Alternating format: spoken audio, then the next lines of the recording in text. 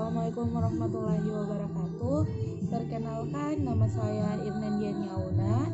Saya semester 3 di jurusan Sastra Indonesia, Fakultas Ilmu Budaya, Universitas Samratulangi. Yuval Noah Harari adalah seorang sejarawan dan ia juga merupakan penulis asal Israel dan seorang profesor di Departemen Sejarah di Hebrew University. Publikasi awal Harari berkaitan dengan apa yang ia gambarkan sebagai revolusi kognitif yang terjadi kira-kira 50.000 tahun yang lalu ketika Homo sapiens menggantikan spesies Neanderthal, lalu mengembangkan keterampilan bahasa dan membangun masyarakat yang terstruktur, kemudian naik tingkat sebagai predator puncak. Buku-buku yang baru-baru ini dipublikasikan lebih berhati-hati. Ia membahas konsekuensi bioteknologi futuristik di mana makhluk hidup dilampaui oleh ciptaan mereka sendiri. Yuval Noah Harari mengatakan, Homo sapiens as we know him will disappear in a century or so.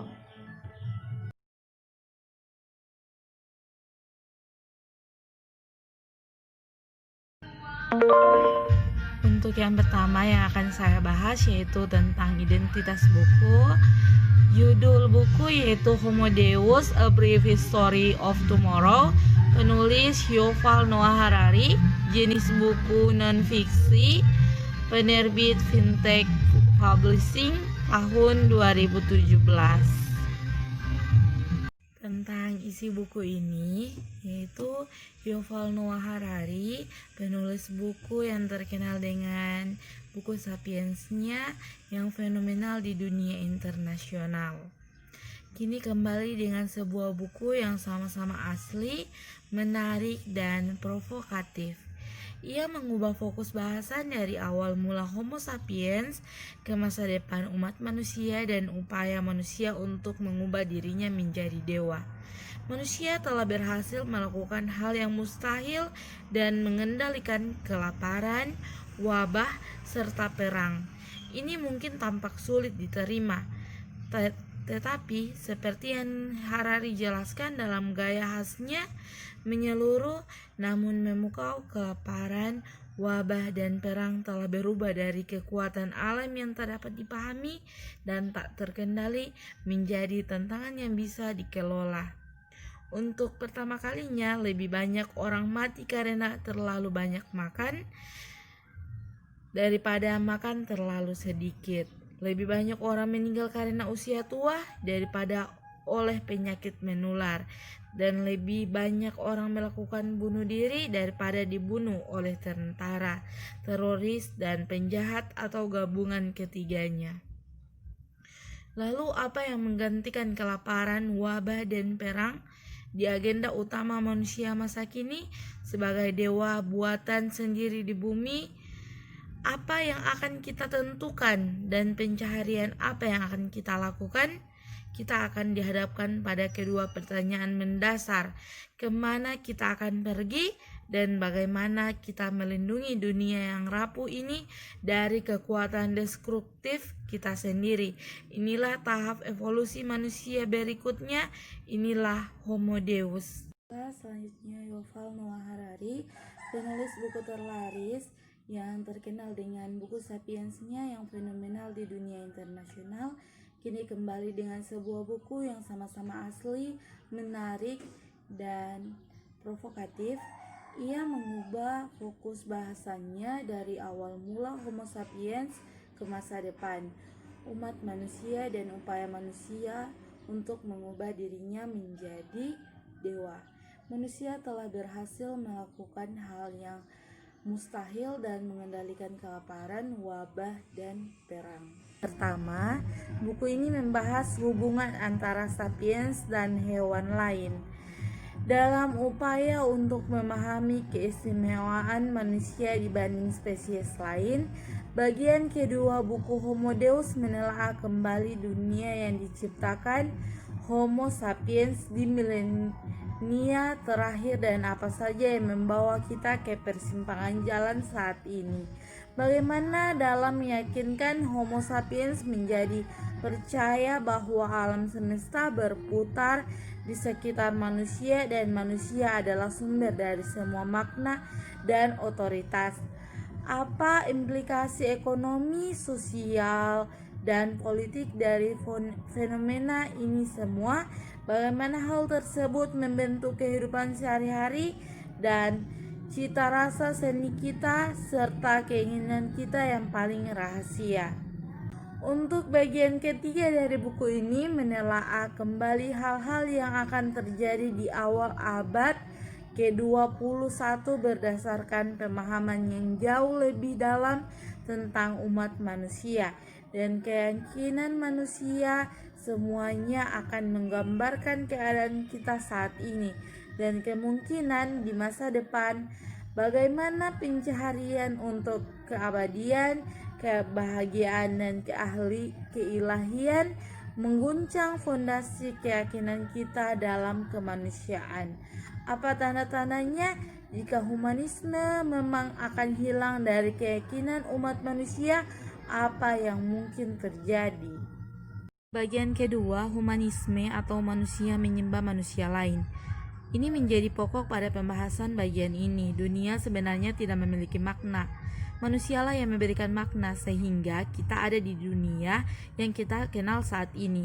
Satu analogi ketika Harari menyamakan Firaun dengan Elvis Presley. Bagaimana manusia dulu memuja Firaun, bagai Tuhan melakukan apa yang disuruh olehnya, bahkan memujanya ketika dia sudah wafat. Pemujaan berlebihan manusia terhadap manusia lain memberikan makna tertentu bagi si pemuja. Bahkan aktivitas hidup dan pilihan-pilihan manusia itu ditentukan oleh Tuhannya.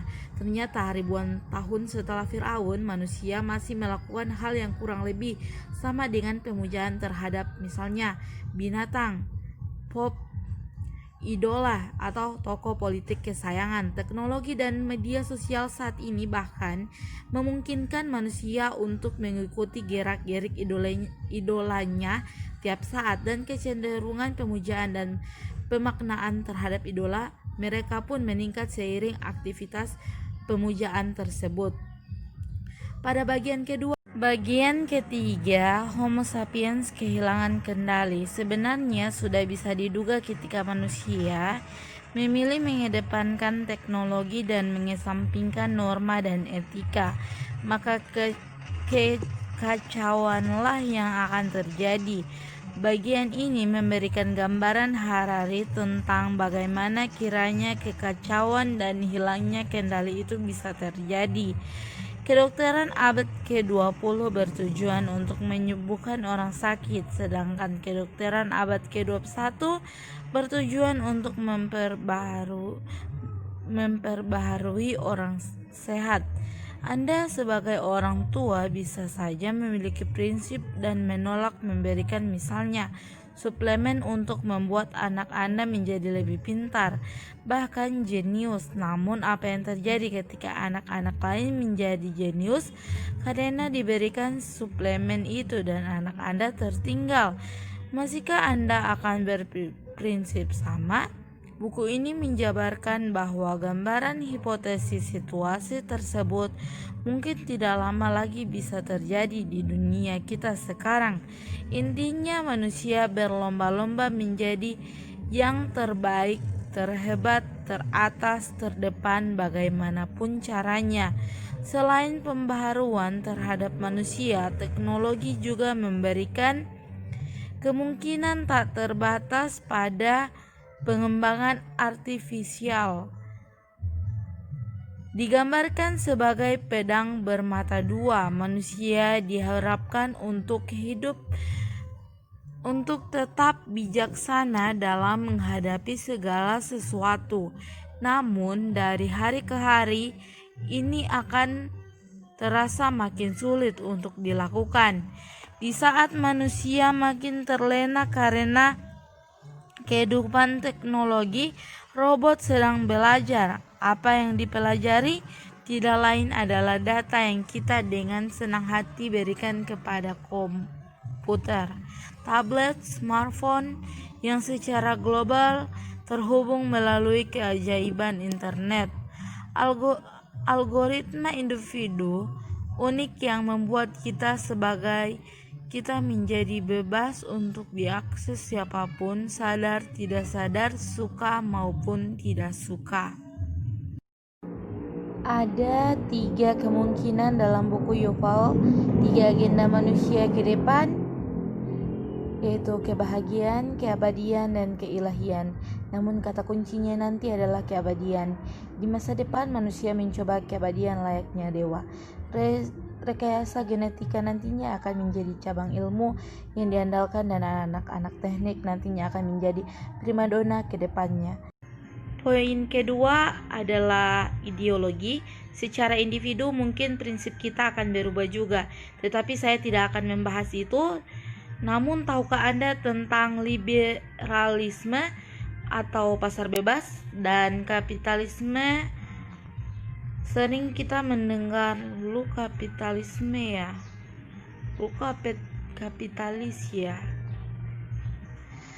Ataupun kata humanisme pernah terlintas di telinga. Kata isme atau ideologi ini nantinya akan berhadapan dengan teknologi. Kenapa? Saya ingin membahas yang humanismenya. Humanisme itu paham di mana perasaan kita yang mendorong untuk berbuat. Langsung ke contoh konkretnya, kita ada bencana, apa yang kita rasakan?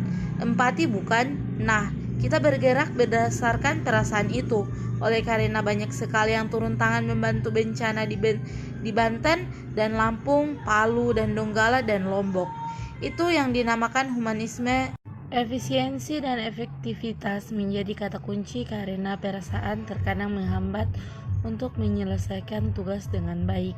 Kehidupan kita nanti akan lebih memandang pengalaman menggunakan pandangan sains. Kamu pasti bisa menerkanya. Yang terakhir adalah munculnya paham baru yang disebut teteisme. Agama yang saat ini ada nantinya akan diajak berkelahi oleh paham ini. Seperti namanya, paham ini berpendapat bahwa data dan informasi adalah bagian utama di mana kita semua manusia hanyalah komponen pendukung saja. Itulah segelumit pandangan dari Yuval Noah Harari. Bisa dibilang sangat menyeramkan, bukan? Gimana teknologi akan menguasai hidup kita dan menjadi dominan. Tetapi perlu ditekankan bahwa ini hanyalah satu dari beberapa miliar kemungkinan yang ada di masa depan. Iya, seperti dunia paralel, kemungkinan yang saya sebutkan di atas mungkin sudah terjadi. Perlu untuk dipikirkan, tetapi jangan terlalu dibawa sampai seputar fisik buku dan desainnya. Bagi saya desain cover ini menarik, sederhana tapi terkesan elegan. Dominasi hitam dengan tambahan warna putih dan merah. Ini rasanya cocok pula dengan bahasan penulis di buku ini yang menyimpan kengerian masa depan manusia. 3 bagian utama buku ini dipisahkan oleh satu halaman khusus yang bertuliskan part 1, part 2, dan part 3. Di bawah tulisan masing-masing part ada beberapa pertanyaan yang mewakili inti pembahasan di bab tersebut. Sama seperti buku pertamanya Sapiens, The Brief History of Humankind, Harari juga memiliki kemampuan yang luas dalam membuka topik bahasan Homo Deus. Narasinya yang mengiring arah pikiran kita tak jarang diakhiri dengan kalimat pertanyaan untuk memancing lebih banyak lagi rasa keingintahuan dan fokus yang mendalam. Fakta-fakta ilmiah, Harari juga mengaitkan pemaparan yang sukar dibantah dengan berbagai sudut pandang sebuah paham atau religi Bukunya yang berjudul Sapiens: A Brief History of Humankind diterbitkan di Hebrew tahun 2011 lalu di Inggris pada tahun 2014. Sejak itu, buku Sapiens telah diterjemahkan ke dalam 30 bahasa. Buku ini meneliti seluruh sejarah manusia dari awal evolusi Homo sapiens di zaman batu hingga revolusi politik dan teknologi. Abad ke-21, Sapiens edisi bahasa Ibrani menjadi buku terlaris di Israel dan menghasilkan banyak minat baik di komunitas akademis dan di kalangan masyarakat umum, mengubah Harari menjadi selebriti. Itulah segelumit pandangan dari Yuval Noah Harari. Bisa dibilang sangat menyeramkan, bukan? Gimana teknologi akan menguasai hidup kita dan menjadi dominan. Tetapi perlu ditekankan bahwa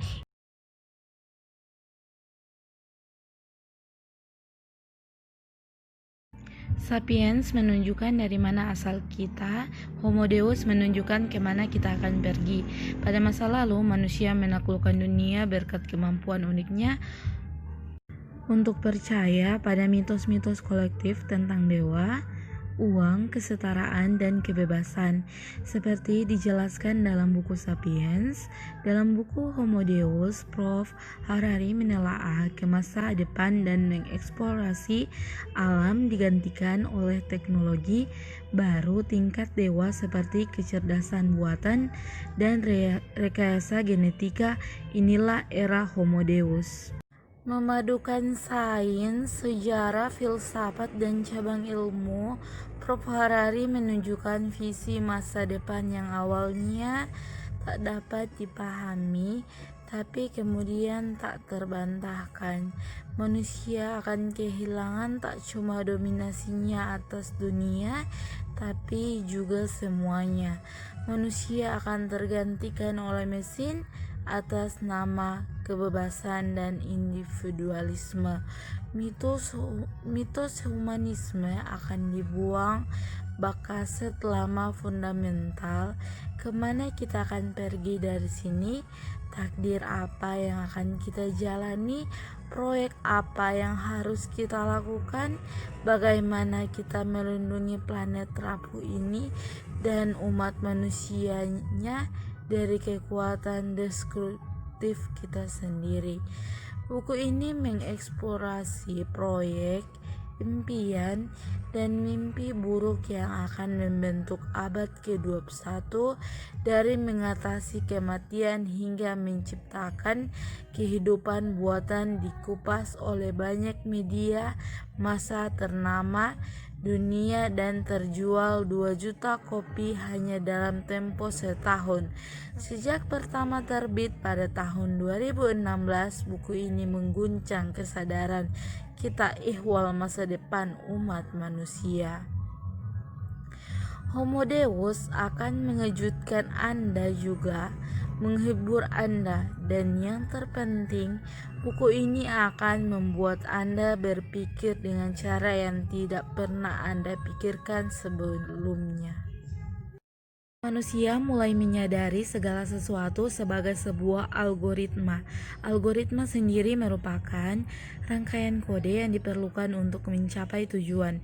Misalnya, jika ingin membuat kue, maka algoritmanya memerlukan rangkaian langkah-langkah seperti mencampur bahan, mengaduk, mencetak, dan memanggang. Dunia kemudian dianggap sebagai sebuah algoritma yang bisa dikuasai manusia dengan mengembangkan ilmu pengetahuan untuk menaklukkannya. Manusia dengan segala kemajuan ilmu pengetahuannya kemudian menjadi sombong dan mendominasi dunia. Bahkan seperti yang digambarkan penulis, manusia saat ini merasa lebih adidaya dibanding Tuhan. Ketika doa dan puji-puji dianggap belum tentu memberikan secara nyata, berwujud material apa yang diinginkan manusia, ilmu pengetahuan dan teknologi menjanjikan sebuah kepastian hasil terlepas dampaknya terhadap dunia dan kamu manusia itu sendiri. Penulis juga menjabarkan pengembangan senjata biologis dan senjata data yang dikembangkan untuk mengontrol dunia konspirasi atau bukan. Harari menjabarkan logika persenjataan itu secara masuk akal.